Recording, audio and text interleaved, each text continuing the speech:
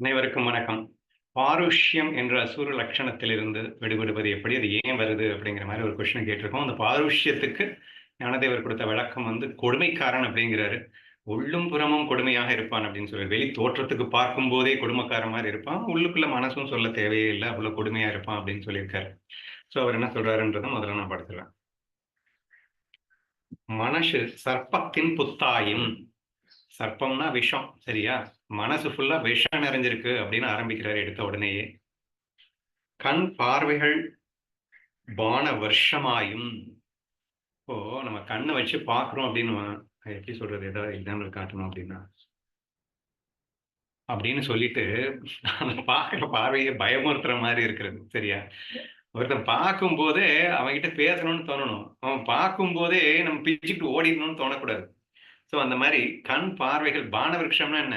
அம்பு அல்லது ஆயுதங்கள். இதை ஒரு மலையென ஒரு வரும்போது நமக்கு எப்படி ஒரு பீதி ஏற்படுமோ, அந்த மாரி பீதி வருமா அவன் கண்ண திறந்து பார்த்தாலே. சரியா?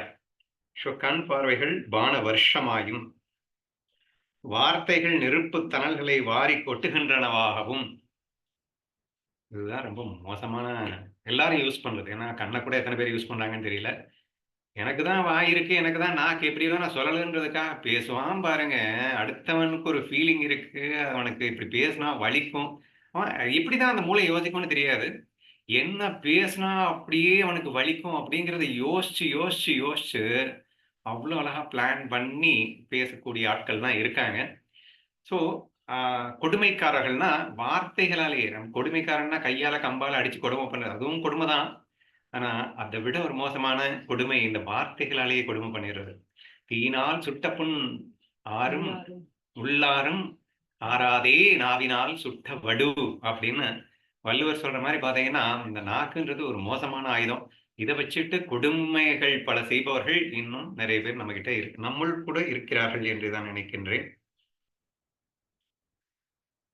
மற்ற வியாபாரங்கள் எக்கினால் செய்த வாளாயும்.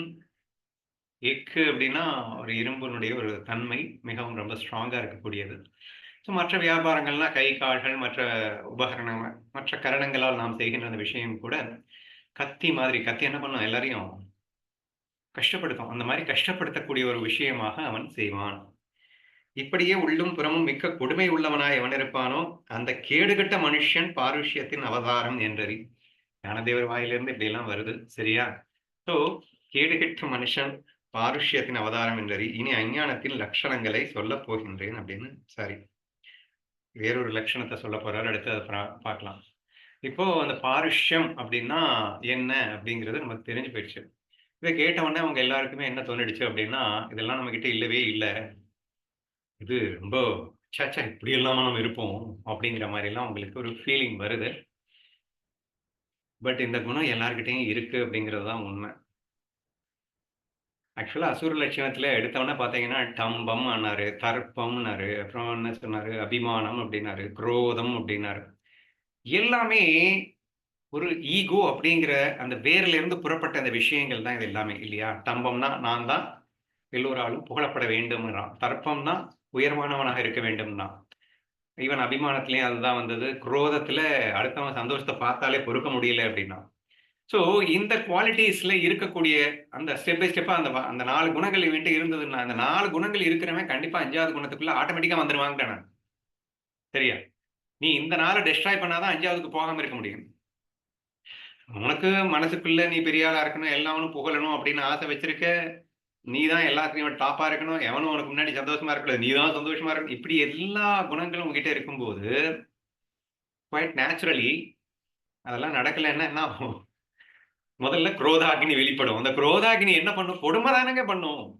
சோ, அந்த குரோதம்க்கு அடுத்து அவர் சொன்ன அந்த கொடுமைக்காரன் அப்படிங்கிறது ஆட்டோமேட்டிக் ப்ராசஸ் ஆயிடுது. குரோதாக்னி தான் வந்துருச்சு. அப்புறம் வந்துச்சுன்னா, அது என்ன பண்ணும்? கொடும தான் பண்ணும் அப்படிங்கிற மாரி ஆயிடுது. அப்ப நமக்கு இருக்கு. எப்ப லுக்கிங் குட் இருக்குன்னு ஒத்துக்கிட்டீங்களோ, அப்பவே நீங்க பாருஷ்யம் இருக்குன்னு ஒத்துக்கிட்டு தான் ஆகணும். ஏன்னா, அது இருந்தது அப்படின்னா, இதுவும் இருக்கும். எல்லாமே ஒவ்வொரு ஒவ்வொரு தெய்வ குணங்களும் உன்னோட லிங்க் தான். ஒவ்வொரு அசுர குணங்களும் ஒவ்வொன்னு லிங்க் தான். அதனால எனக்கு இந்த அசுர குணம் இருக்கு, இது இல்லன்னுலாம் சொல்ல முடியாது. ஒரு அசுர குணம் இருந்ததுன்னா, எல்லா மண்ணாங்கட்டியும் வந்து தொலைக்குது அப்படின்னு தான் நான் நினைக்கிறேன். எனிவே, இப்போ இந்த குணம் எனக்கு இருக்குன்னு எப்படி நீங்க இன்னும் ப்ரூஃப் பண்ணுங்க பார்க்கலாம் அப்படின்னா, ஆசை தானே. ஆசை இருக்குல்ல உனக்கு. ஆசை இருந்துச்சு அப்படின்னாலே, உனக்குள்ள ஒரு அடிக்ஷன் இருந்துச்சு அப்படின்னாலே, அந்த அடிக்ஷன் உனக்கு மீட் அவுட் ஆகல அப்படின்னா, அதாவது நீ ஆசைப்பட்டது கிடைக்கல அப்படின்னா, கிடைக்கலன்னா என்ன ஆகும்? ஃபர்ஸ்ட் வெறுப்பு வரும். வெறுப்புணர்ச்சி அந்த குரோதமா வெளிப்படும். அப்ப அதுக்கு காரணம் யாரு அப்படின்னு தோணும். அதுக்கு காரணம் யாரோ அவங்க மேல என்ன வருங்க? கொலை கூட பண்றதுக்கு தயாரா இருக்காங்க இல்லங்க. இன்னைக்கு எல்லாம் நடந்துட்டு தானே இருக்கு. பிராக்டிகலா பார்த்துட்டு தானே இருக்கீங்க. ஒரு இன்ஸ்டன்ட்ல ஒரு ஒண்ணுமில்லாத விஷயத்துக்கு கொலையே பண்ணிடுறான். அப்போ கொடுமைக்காரன் தானே கொலை பண்ண முடியும். ஆனா, ரொம்ப சாதுவா இருப்பான். ஆனா, அவன் பார்த்தீங்கன்னா போய் கொலை பண்ணிட்டு வந்திருப்பான். ஒரு செகண்ட்ல அவன் என்ன பண்ணேன்னு அவன் தெரியாம கொலை பண்ணிட்டு, அதுக்கப்புறம் ஐயய்யோ! நான் என்னமோ நான் என்ன பண்ணேன்னு எனக்கே தெரியல. எனக்கே தெரியாமல பண்ணான். செகண்ட்ல வந்தது. எது வந்தது? குரோதமும் வந்தது, பாருஷ்யமும் வந்தது. எல்லா குணமும் உள்ள இருக்கு. அப்ப என்னைக்கு நீ ஆசைப்பட்டது கிடைக்கலங்கிற அந்த செல்ஃபிஷ்னஸ் எனக்கு நான் அப்படிங்கிற அந்த வேகமா இருக்கு. அப்ப நீ ஆசையும் பட்டுட்ட. அந்த ஆசைப்பட்டது நிறைவேறலைன்னா, அத ஜீரணிக்க முடியல. அது ஜீரணிக்க முடியலைன்னா பழி உணர்ச்சியா மாறுது. அந்த பழி உணர்ச்சின்ற பேர்ல குடும்பக்காரனா மாறுற. அவ்வளவுதானே. இன்னைக்கு ரிவெஞ்ச் எடுக்கிற நம்மகிட்ட ரிவெஞ்சிங் குணம் இல்லையாக்கும். எவன்கிட்ட எல்லாம் ரிவெஞ்ச் ஃபெசிலிட்டி, ரிவெஞ்ச் குணம் இருக்கோ, அவன் எல்லாமே குடும்பக்காரன் தானேங்க. அப்ப அவன் எவ்ளோ பண்ணிட்டான், நான் அவன சும்மா விட மாட்டேன் அப்படின்னு சொல்றேல்ல. இப்ப சும்மா விட மாட்டேன்னா கொடும தானே பண்ண போற நீ. அவன் என்ன கொடுமை பண்ணிட்டான். அதனால திருப்பி நீ என்ன பண்ண போற? நீ திருப்பி கொடுமை பண்ண போற அப்படிங்கிற மாரி தானே ஆகுது. So ultimately it is not that ஏதோ இந்த குணம் நம்மகிட்ட இல்லவே இல்ல அப்படின்னு நீங்க நினைக்கணும்னு அவசியம் இல்ல. கண்டிப்பா நம்ம எல்லார்கிட்டயும் இந்த குணமும் இருக்கும் அப்படிங்கிறது தான் நீங்க புரிஞ்சுக்கணும். ஏன்னா, ஒரு நான் இது இன்னொரு ஆங்கிள்ல நான் என்ன சொன்னேன்னா, அந்த ஈவு, இரக்கம், தயை, தாட்சண்யம் இதெல்லாம் இங்க ரொம்ப இருக்குங்க. ரொம்ப எல்லா நேரமும் இருக்கான்னு யோசிச்சு பாரேன். நீ ஷெல்ஃபிஷ்ஷா, நீ அடிக்ஷன்ல உனக்கு அப்படிங்கிற அந்த ஒரு விஷயம் ஸ்ட்ராங்கா இருக்கக்கூடிய அந்த விஷயத்துல உங்க அம்மா கதறினாலும் சரி, அப்பா கதறினாலும் சரி, கூட பிறந்தவன் கதறினாலும் சரி, எவன் கதறினாலும் காது குடுத்து கேட்க மாட்டேல்ல. போயிட்டே தானே இருப்ப. உன் வழியில தானே போய்க்கிட்டே இருப்ப, அந்த ஈகோல. அப்ப நீ கொடுமை தானடா பண்ணிட்டு இருக்க எல்லாத்தையும். என்னமோ கொடுமையே நான் பண்ணாதவன் மாரி பேசிட்டு இருக்கே. 10ஆம் கிளாஸ் படிக்கிற பொண்ணு அவன் பாட்டுக்கு எங்கேயாவது புடிச்சு ஓடி போயிடுறா. அவ என்ன பண்றா? தாய் தந்தைகளே, தன் உற்றார் உறவினர்களே, இதுவரைக்கும் தன்னால அவங்களுக்கு அன்பு காட்டிய அத்தனை இதயங்களுக்கும் கொடுமை தானே பண்றா. ஃபைட் பண்ண வேண்டியதானே இருந்து, ஜெயிச்சுட்டு போக வேண்டியதானே. எஸ்கேபிசம் அப்படிங்கிறப்போ ஆட்டோமேட்டிக்கா இன்டைரக்ட்லி எவ்ரிஒன் இஸ் டூயிங். கொடுமை பண்ணுகின்றோம் அப்படிங்கிறது உண்மைதான். ஒரு பிரச்சனையை ஃபேஸ் பண்ண முடியாம எஸ்கேப் ஆயிட்டா மட்டும் நீ கொடுமை பண்ணலன்னு அர்த்தமா? சோ எஸ்கேபிசம்ல கூட நம்ம கொடுமை தான் பண்றோம். சோ தேர்ஃபோர் ஃபர்ஸ்ட் நம்ம புரிஞ்சுக்க வேண்டியது நம்ம கொடுமைக்காரர்களாக இல்லை என்று நினைக்க வேண்டாம். எங்கெங்கெல்லாம் நமக்கு ஆசை இருக்கு, செல்ஃபிஷ்னஸ் இருக்கு, நம்ம கண்டிஷன்ஸ்ல ஸ்ட்ராங்கா இருக்கோம் அப்படின்னு. ஒரு சில கண்டிஷன்ஸ் இருக்குங்க நமக்கு. அது என்னது பிடிச்ச முயலுக்கு 3 கால் இல்ல 2 கால்னு அப்படியே நிப்போம். அந்த இடத்துலலாம் பார்த்தீங்கன்னா, எத்தன பேருடைய உணர்வு வந்தாலும் அடிச்சு துவம்சம் பண்ணிட்டு நீ உன் லைன்ல போற அப்படின்னாலே, அப்ப கொடுமை தானே பண்ணிட்டு இருக்கோமே இது எல்லாத்தையுமே. ஆனா இது வந்து இந்த குரு வார்த்தைய ஃபாலோ பண்றதுல மட்டும் நமக்கு இருக்காது. அந்த இடத்துல மட்டும் ரொம்ப ஷாதுவாயிடுவோம் நம்ம. சரியா? ஸோ பகவத்கீதைய ஃபாலோ பண்ணணும். அதுக்காக நான் என்ன வேணா பண்ணுவேன் அப்படின்னு சொல்லிட்டு யாரும் சொல்றது இல்ல. இல்ல எங்க அம்மா வேணான்ட்டாங்க. அதனால பகவத்கீதை கிளாஸ்க்கு நான் வரமாட்டேன் அப்படின்னு அந்த இடத்துல எல்லாம் தெளிவா பேசுவாங்க. ஆனா இவனுக்குன்னு ஒரு செல்ஃபிஷ்னஸ்ல வந்து ஒரு முடிவு எடுத்துட்டான்னா, எவனையும் கண்டுக்காம போயிட்டே இருப்பான். சரியா? ஸோ இந்த அடிப்படையில நீங்க யோசிச்சு பார்த்தீங்க அப்படின்னா, எவரிஒன் ஹேஸ் திஸ் குவாலிட்டி அப்படிங்கிறத ஃபர்ஸ்ட் அண்டர்ஸ்டாண்ட் பண்ணிக்கணும். சரிப்பா, ஒத்துக்கிறோம். இப்ப எப்படிப்பா இத டிஸ்ட்ராய் பண்றது? எப்படிப்பா கலைக்கிறது? அத எப்படி அழிக்கிறது? அப்படிங்கிற அந்த விஷயத்துக்குள்ள நீங்க வந்தீங்க அப்படின்னா, என்ன சொல்றது? வழக்கமா சொல்ல வேண்டிய எல்லா விஷயத்தையும் சொல்ல வேண்டியது தான். ஸோ பகவத்கீதை அதுக்காக தான் கொடுக்கப்பட்டிருக்கின்றது.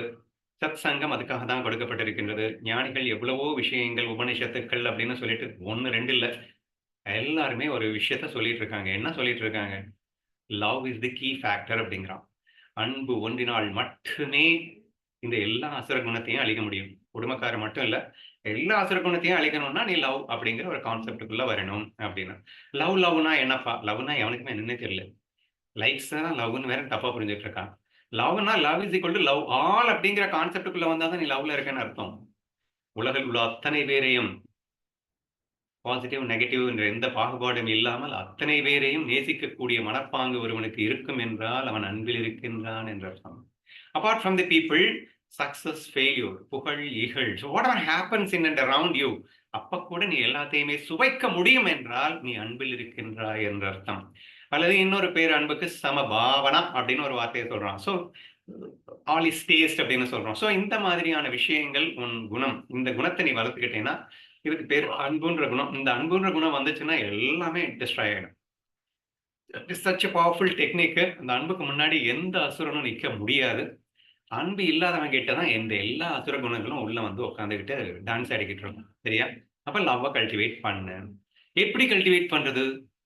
அது வரமாட்டேங்குதே! அப்படின்னா, ஆக்சுவலி உன் சொரூபமே லவ் தான். என்ன ஒரு கொடுமை பாருங்களேன். ஆக்சுவலி என்னுடைய இயல்பே சச்சிதானந்த சொரூபம்னு சொல்லக்கூடிய என்னுடைய ரூபமே, என்னுடைய சொரூபமே அன்பா இருத்தல் தான். ஆனா, அன்பார்ச்சுனேட்லி நான் மறந்துட்டேன் அப்படிங்கிறது தான் பிரச்சனை. அப்ப ஞானம் ஒன்றே தீர்வு. தத்துவ ஞானம் ஒன்றே தீர்வு. தத்துவ ஞானம்னா என்ன? அனைத்தும் ஒன்றென்ற அந்த அற்புத தத்துவத்தை உணர்ந்தவன் கண்டிப்பாக இந்த மாயைக்காக வேறுபட்டிருக்கும் இது ரியலாவே வேறுபட்டிருக்கு என்று புரிந்து கொள்ள மாட்டான். ஃபர்ஸ்ட் ஆஃப் ஆல் இது மாயை என்று புரிந்து கொள்வான். அப்ப எல்லாத்தையுமே வந்து அவனால டேக் இட் ஈஸியா ரசிக்க முடியும். ஃபர்ஸ்ட் புரிஞ்சுக்கோங்க. நான் சொன்ன ஆல் இஸ் டேஸ்ட், அனைத்தையும் சுவையாக பார்த்தல், வெற்றி தோல்வி இதெல்லாம் எப்ப முடியும்னு நினைக்கிறீங்க? அது விளையாட்டா பார்த்தா தானங்க முடியும். அது மாயையா பார்த்தா தானே முடியும்.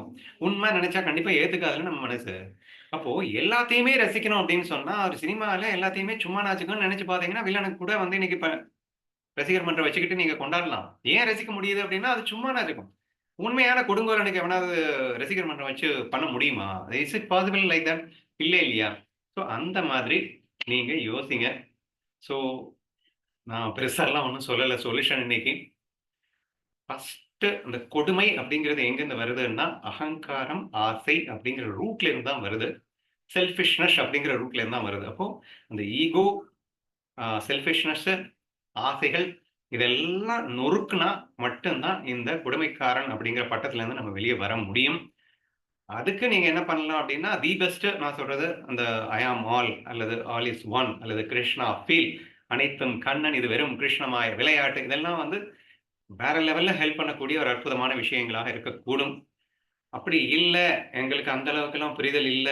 ஆ ஹையர் நாலேட்ஜ்லாம் எங்களுக்கு தெரியாது. எங்களுக்கு வேற மாதிரி இந்த கொடுமையிலிருந்து வெளிய வர்றதுக்கு வேற சொன்னீங்கன்னா, நேத்து நீங்க சொன்ன மாதிரி நீங்க கொடுமைக்காரனாக வாழ்கிறீர்கள் அப்படிங்கிறது ஓகே இருக்கட்டும். இதுல என்னென்ன பிளஸஸ், மைனஸ் இருக்கு அப்படின்றத நீங்க கோடு போட்டு பாருங்க. ஒரு கன நேரத்துல, ஒரு இன்ஸ்டன்ட்ல மேபி அது கூட கன நேரத்துக்கு கூட இருக்காது. நீ ஏன் நினைச்சுக்கிற அதுல ஏதோ சுகம் இருக்கிற மாதிரி. பட் அன்பை இழந்துவிட்டு வாழ்கின்ற வாழ்க்கை ஒரு வாழ்க்கையா? மனசுல பயத்தை சுமந்து கொண்டு வாழ்கின்ற ஒரு வாழ்க்கை வாழ்க்கையா? நீங்க என்ன பெரிய ரவுடீஸ் இவங்கெல்லாம் வந்து அப்படியே சந்தோஷமா இருப்பாங்கன்னு நினைச்சுக்கிட்டீங்களா? ஏங்க கொடுமைக்காரன் அத்தன பேருக்குள்ள ஒரு பயம் பயங்கரமா கொழுந்து விட்டு எரியுங்க. நீ குடும்பப்படுத்திட்டா மத்த பேருக்கெல்லாம் வந்து திறமை இல்லாமலா இருக்கான். அப்ப எவன் எப்போ வந்து என்ன போட்டு தள்ளுவானோன்ற பயத்துல தானே நீ வாழ்ந்தாகணும். இப்ப ஜம்பமா நீ 4 பேர வந்து ஏதாவது பண்ணிடலாம். பட் பண்ணவன் திருப்பி என்ன பண்ணுவான்ற பயத்துல செத்தாகணும்ல. பட் எல்லார்கிட்டயும் நீ லவ் காட்டியிருந்தேன்னா, திருப்பி லவ் தானே வரப்போகுது. கர்மாப்படி நீ விதை விதைத்தான் விதை அறுத்தே ஆக வேண்டும். அப்போ எப்ப வரும்னு தெரியாது வேற. அப்போ 24 மணி நேரம் பயத்துல சாக வேண்டிய ஒரு சூழல். அன்பா இருந்துட்ட அப்படின்னு சொன்னா, நீ கவலையே பட வேணாம். திருப்பி நீ எதிர்பார்க்காம காட்டுறதுக்கு பேரு தானே அன்பு.